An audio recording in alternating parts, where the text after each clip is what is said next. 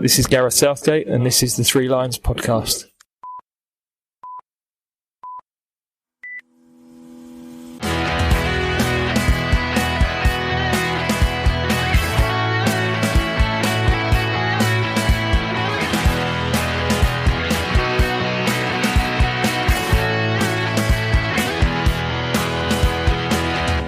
Hello and welcome to the Three Lions podcast. My name is Russell Osborne and this is an Independent England football supporters podcast.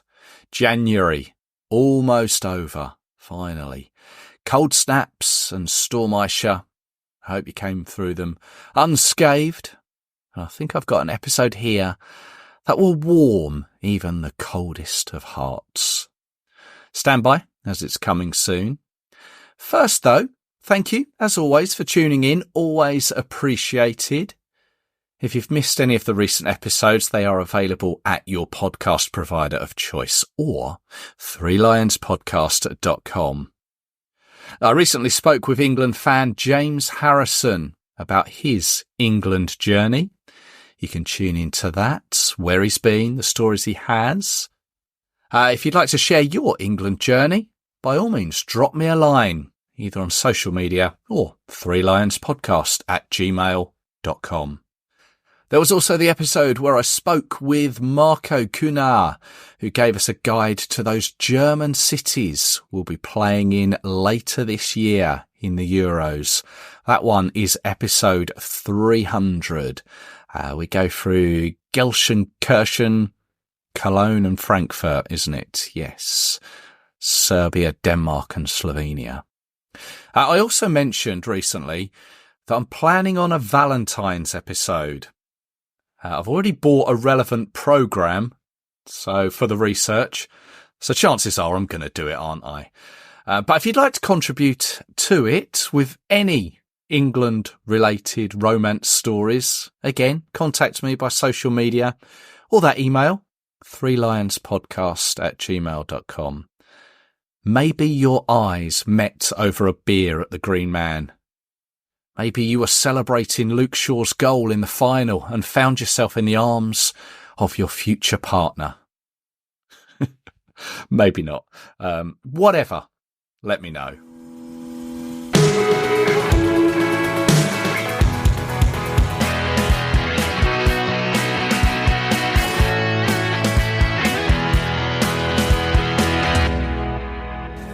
It is the ugly side of the beautiful game.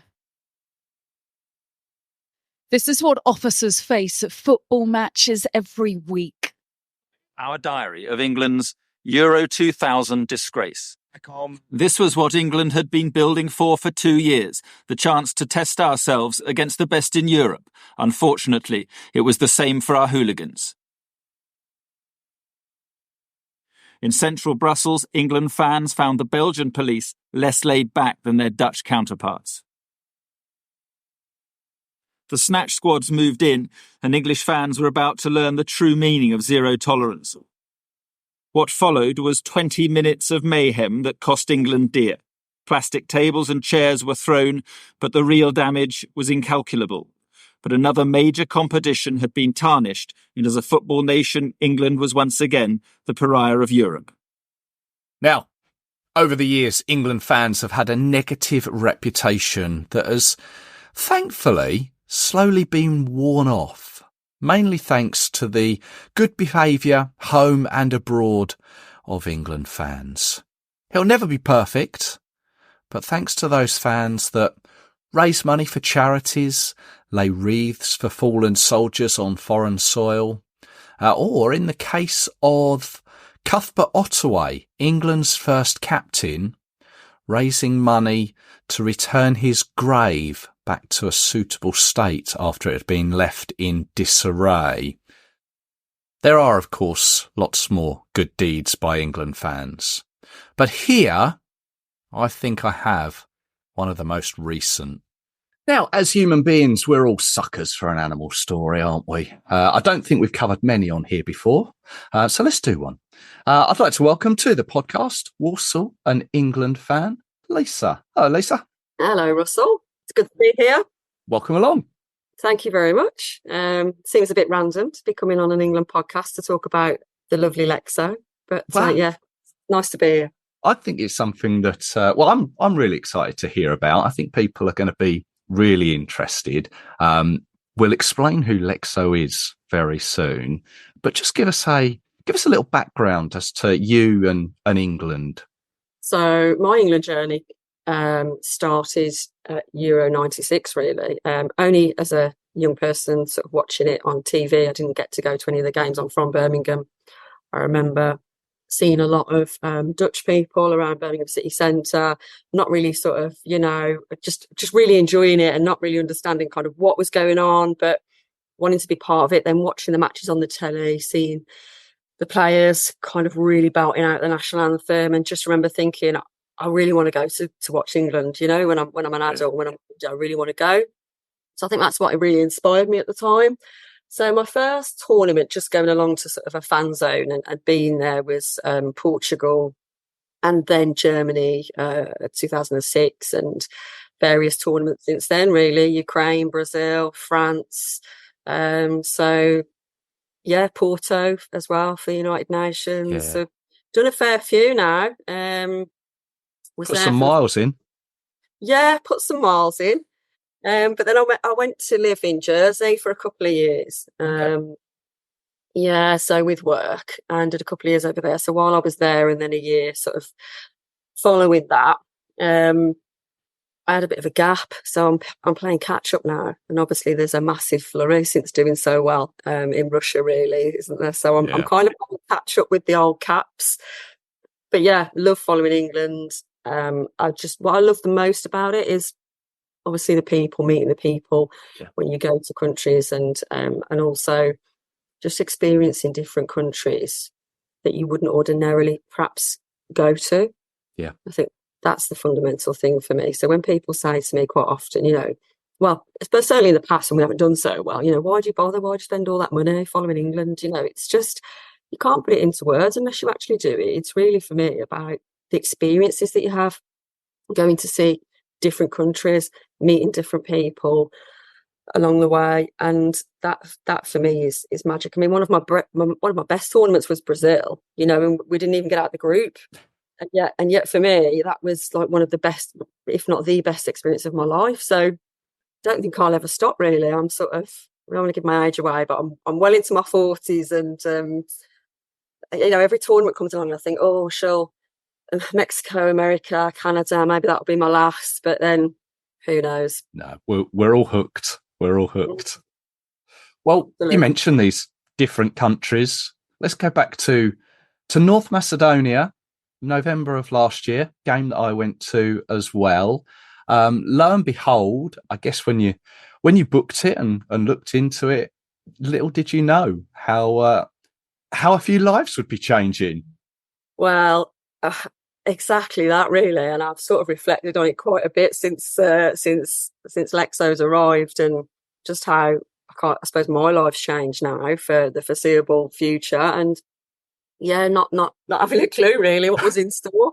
But having said that, I'm not a novice to kind of street animals and rescuing animals from the street. I rescued my two boys, two cats from Cyprus when I was on holiday there in 2019. So yeah, I'm not a novice to it really, but this is my first time with a dog, so very different experience. And with Lexo in particular, we know that he was born on the streets, and I'll talk about that, I suppose, in a little bit more about Lexo, but we know a bit more information about him because of the scheme, I suppose, in North Macedonia, where they trap and neuter the dogs, and the program they've got over there. So I've got a bit of information on him, and that's how we know his name's Lexo, actually.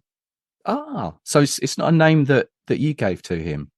No, it's not. It's actually his North Macedonian public shelter name, which is so lovely, really. I mean, the fans will know from visiting North Macedonia with the street dog issue, I suppose. I mean, from research, there's around 6,000 apparently sort of on the street. So it's a massive issue, but they do have quite a government sort of program in place where they will trap and neuter the dogs and also vaccinate them. And if that has happened, you'll notice there's a tag in their ear, Yes. and then numbered. So Lexo's number was 068, Right. and yeah, so when It's like he his was, legacy number.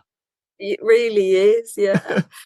So when he was neutered and trapped by the public shelter scheme, they named him Lexo, and that goes on their system, really. So that's how I come to find out that his name was Lexo, with all the sort of contacting I did of so many different sort of charities, the public shelter. Because initially we had to try and find him, because we met him on the streets, Yeah. and then obviously returned here, and then it was right. Let's try and find this boy. Well, for those that didn't go to Skopje and North Macedonia, there are a lot of, I don't know, is stray dogs the right phrase? But there's a lot of dogs roaming around. And whilst I was having something to eat and a beer there, one came and just lay down beside me as I was there. And I was very, I don't have a dog personally. There's a dog in the family.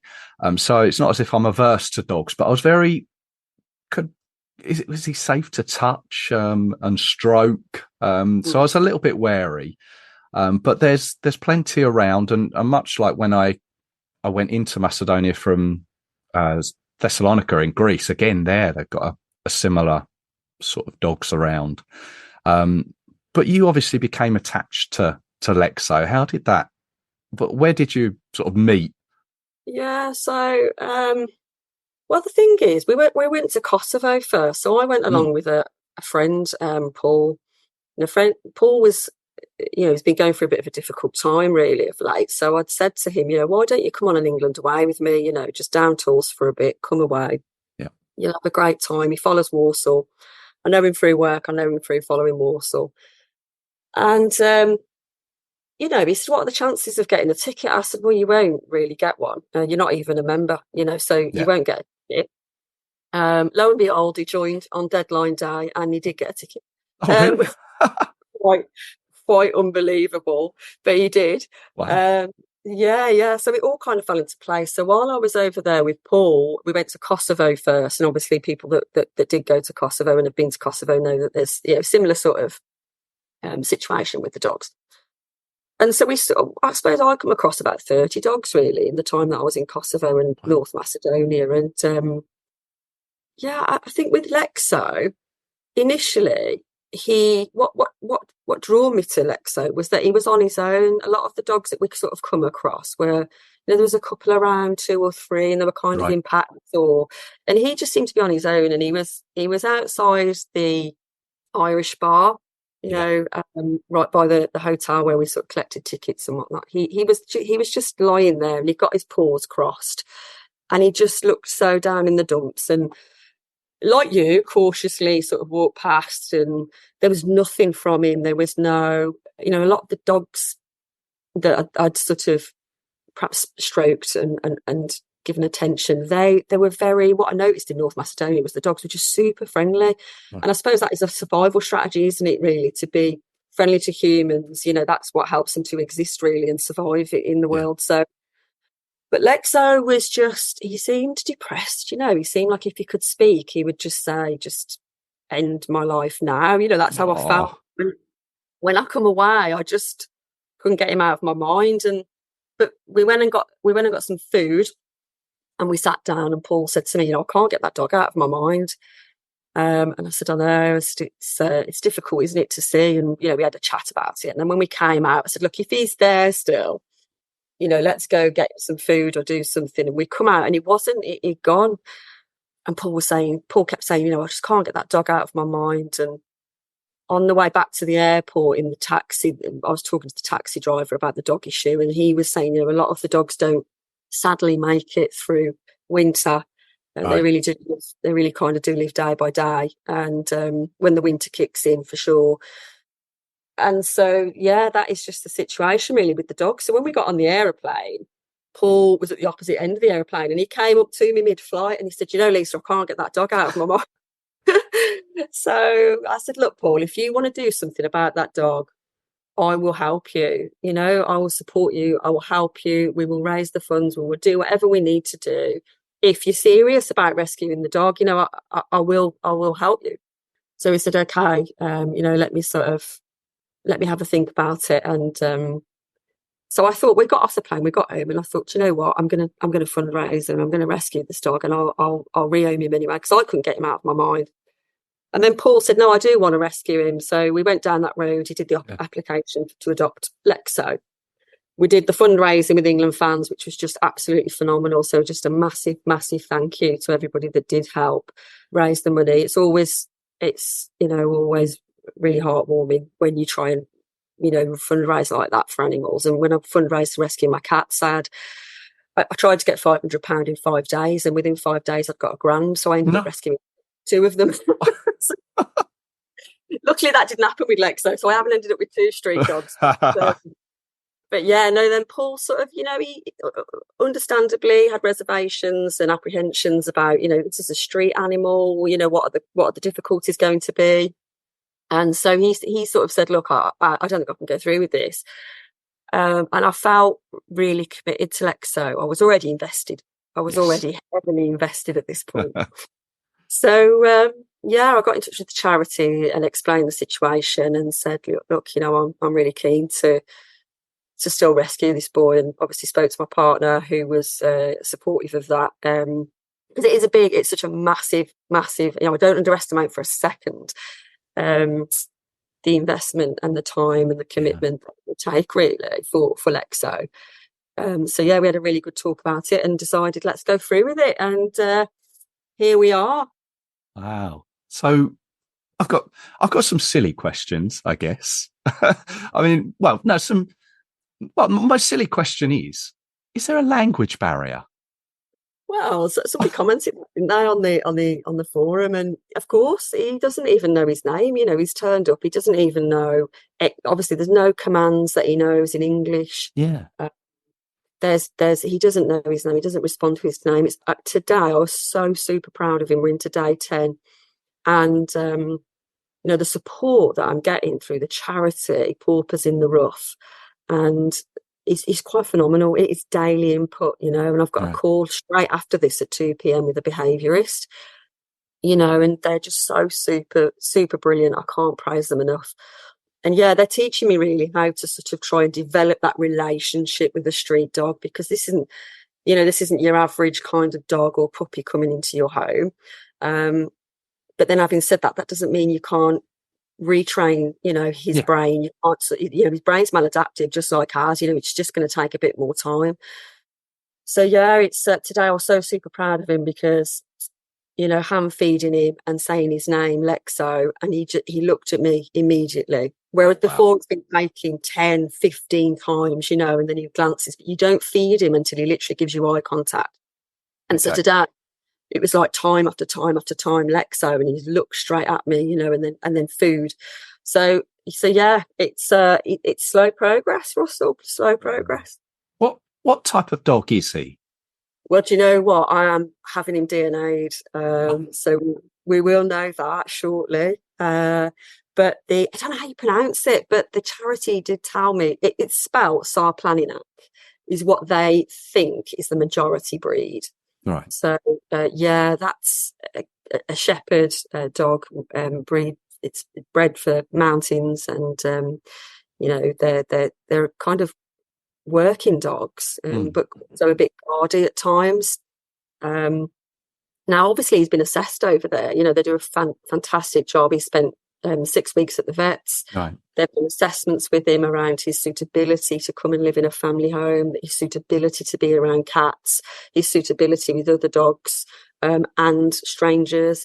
So for him, although that is potentially within his breed, every dog is individual, aren't they? And so for him, you can take food out of his mouth, which is quite incredible for a street dog. Right. Yeah, you can take food from him. He can be a bit guardy, as in if you're walking him. Yeah. Which another thing, he's had to learn how to be on a harness, on a lead. He's like, what the hell? You know, why are you restricting me on my walk? You know, what are you doing? I just want to, you know, he looks at me in the park as if to say, right, you can go now. I'm done. I'm all right. You know, you can leave me here. Because he just lies down in the park and just wants to stay. you can't. He's not like a dog that walks around with you like every other normal dog. He just wants to chill out and lie down and kick about in the park. So yeah, it's all a learning curve, really, a steep learning curve. But I feel as every day goes on, we've had our challenges. The cat flap is a challenge. It sets him off. Oh right. Yeah, but he hasn't met the cats yet, as which is the advice I've been given. Yeah. Slowly with him. So he hasn't actually met them. So I just think it's a bit of what is that noise banging? Because it's all sort of trying to reduce the stimulation with him and turning the telly off and these kind of things. Mechanical noises. He's like, what is that when the dishwasher's on or the washing machine's on? Yeah, those kind of things that you think a street dog just don't get really living in a house, Yeah, it's understandable, I guess, when you put it like that, they're not going to come across those sort of things, a cat flap or a washing machine. Of course not. Yeah. What did I answer your question anyway, Russell? I can't remember what it was. Well, yeah, I mean, what type of dog was he? And you said that it's all in sort of process. Has he got an age? Yeah, so because obviously he was through their street programme, he's around 2.5. Right. He's around 2.5 years old, which to me looks older than that. I thought he was going to be older than that, but I suppose, the existence and life on the streets maybe takes its toll. He's got lots of scars sort of on his paws and on his face, and perhaps where he's cut himself trying to get into food. And he's a master at getting in the bin in the kitchen. You can't leave it for a second. All those scraps. Yeah, he's super intelligent at being able to sniff a bin out. Oh, good stuff. I mean, how's he adapting? Because, the weather in Skopje at the time, it was quite nice during the day, but as soon as the sun went down, it got really chilly. And obviously now we're talking just after Storm Isha, however they pronounce it. It's a bit chilly here. How's he coping with that? It's an interesting one because I love my house. I mean, I've got a T-shirt on now. I love my home 22, 23 degrees always, so I'm mindful of that with him because, I keep opening the kitchen window and sort of letting that fresh air in for him because I'm mindful that his coat actually is quite thick. He's shedding a lot, and that's probably to do with the fact that he's in a warmer environment. Right. But other than that, he seems, with the weather, he seems to be fine. And I do actually have a look at Skopje weather from time to time. And at the minute, it's a lot milder than it is here, up to 13, 14 some days. So nice. Yeah. So, I think he's probably thinking, what on earth have you done bringing me to Warsaw? Yeah. It took quite a while to get him from Skopje to Warsaw. What was the procedure, and did he have to have sort of vaccinations and that sort of thing? Yeah, so there was a number of complexities to it, really. So I don't know where to start. I mean, in the first instance, the charity were phenomenal. They didn't ask for any money up front or anything like that. It was just about a serious commitment to finding him. So obviously we did the fundraising page and pretty much got a lot of money quite quickly. So it wasn't about funds. It was more about he'd had his vaccinations. So they obviously checked out with the public shelter what the situation was with Lexo. They have to check his health, whether he's already got any diseases they're aware of.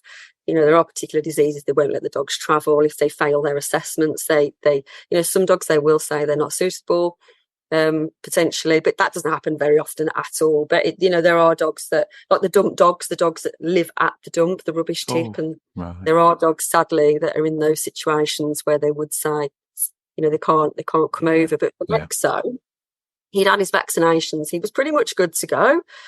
But because Paul was going to have Lex in initially, wasn't he? So Paul had said that he'd got lots of commitments leading up to Christmas and after Christmas. So could we look at January? So that was the plan, really, for him to come over in the January. And then, of course, when that changed, I was quite keen to get him over as soon as I could. Now, they don't normally have dogs come over before New Year because of the whole transition and the fireworks and people having celebrations and all of that. it's about, really trying to give it the best opportunity for the dogs having sort of less traumatic experiences. So he ended up, anyway, long story short, he ended up coming over on the 9th of January. Yeah, the buzzes come over with animals about every 2 to 3 weeks. And obviously they try and rescue as many as they can on the buses to make it financially viable. So I think there was around 35 dogs that come over with Lex. To England from... Yeah. Wow, so there's plenty of other people are doing the same thing as other Macedonian dogs around the country. Absolutely. And I suppose that's one of the pertinent points, really, I wanted to make on this podcast, because a lot of people on the forum were sort of saying, this is incredible, this is amazing, this is absolutely unbelievable. And it did get me thinking, I just wonder what perhaps what the knowledge is out there of people rescuing from countries where animal welfare isn't anywhere near as good as ours. You won't generally see dogs walking around the street in the UK. I know that there are dogs need rescuing in the UK, of course there are, but for me, when you see animals like that on the streets and sort of in desperate need, it pulls on my heartstrings just that bit more, I suppose. And so, I feel that like with the cats, we've got the cats over in Cyprus, and it's doable. And not only that, obviously there are some charities, like anything really, are sort of better than others, but I cannot praise Porpoise in the Rough enough, because I do know I've got friends who have rescued from abroad, Romania, Cyprus, various different places, and they haven't had anywhere near as much support as I've had. And I'm quite amazed actually at the daily contact. I've had phone calls like this, really, just to talk through certain things, just to make sure I'm responding in the right way with him. Yeah. To make sure these behaviours don't manifest into things like separation anxiety or barking excessively, because these kind of things could break down him being here, couldn't they? Those kind of things could break down the place, the adoption, if you like. So they try and do everything within their power, I guess, to make sure that you're fully sort of equipped to respond to their needs. And he's crate trained as well. He's come over. They've crate trained him. So right now he's having downtime. He's in his crate. He's been on a walk with me this morning. Yeah. Which he can. Like I said, he can be stubborn, and I think that might be his breed. Right. That might be. He's 35 kilos, Russell. This boy. Wow. I was really surprised with his weight. Honestly, my partner said, "How heavy do you reckon he is?" I said, "I think about 17, 18 kilos at a guess." And then, literally, because he was lying down in the street, like literally that's all of him. And when he stands up, his legs are so long, and he's 35 kilos, of pure Macedonian hunky muscle. Oh, I'm sure there'll be a few choice words when he learns to jump up on the sofa onto you at 35 kilos. Oh no, yeah. But he's so good, he doesn't even try and bother. I think he's so used to just lying on the floor, and even his soft bed, I have to put a towel down on the hard floor, because he's not keen on soft beds and things like that. It's about what they know, I suppose, and what they're used to, and adapting to things like that. So adapting to having a soft bed, or just going on a lead, putting a harness on. He's all of those kind of things. But he's doing, on the whole, considering everything he's been through, and turning up in a different country and having to get used to all the different sounds, sights, smells, living in a house, he's just doing incredibly well. And I can't thank everybody enough, really. It's a lovely story. Really nice. How's he going to be though when you pop down to Wembley for Brazil and Belgium? Yeah, I could bring him along, couldn't I, as a mascot? If he didn't have his name, if he hadn't got his name, Lexo, I probably would have ended up naming him some of the suggestions on there. I particularly liked Kyle Walker's and Harry Kane on. But yeah, when I go down to Wembley, obviously I've got my partner here who will. He'll look after him. I've got a couple of days away training as well. I don't want to go now because I don't want to leave him. But life carries on, obviously, doesn't it? It's just trying to keep him as settled and stable as we can while I'm away. But there's the two of us, and we're lucky in terms of I can work from home quite a bit. My partner works shifts, so we've got that arrangement where we can try and sort it out with him. But yeah, he won't be coming to fly the flag with me down London. Not just... Well, he sounds like he's all set up for a lovely life in Walsall there, Lexo. Yeah. Hopefully he will settle and he'll be absolutely fine. My only anxiety, in all honesty, Russell, is the cats, because obviously he hasn't met them yet. Yeah. But he has been cat tested over in North Macedonia, and well, the videos are just ridiculous. He seems more scared of them, to be honest. He shies away. He's looking at them as if to say, like, get that cat away from me.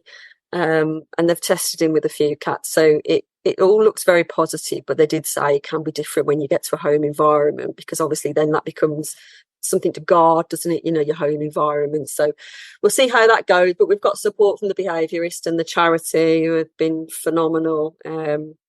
Yeah. And just a quick shout out as well, if anyone does want to rescue any cats from Egypt, perhaps, then have a look at Mercy Missions. They're a fabulous, fabulous charity as well, who sort of help cats coming over from Egypt and different places.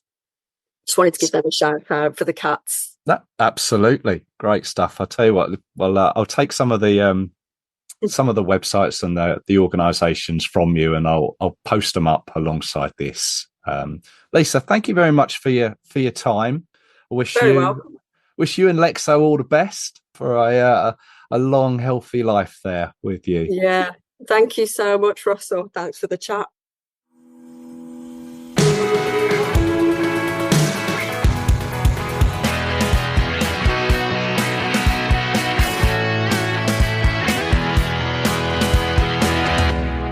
My many thanks go to Lisa there for her time. Really enjoyed that one. Hope you did too, hearing all about Lexo and his journey. And we didn't even need to cover the game. That's long forgotten, that one.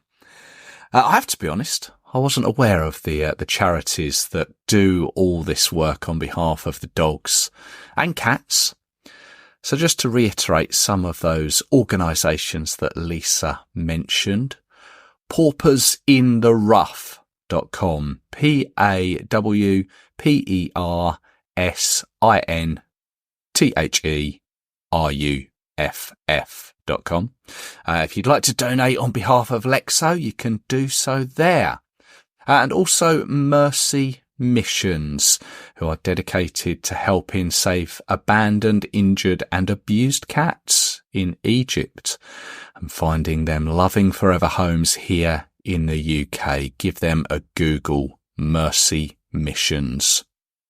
That's all from me for this episode. I'll be back with you very soon.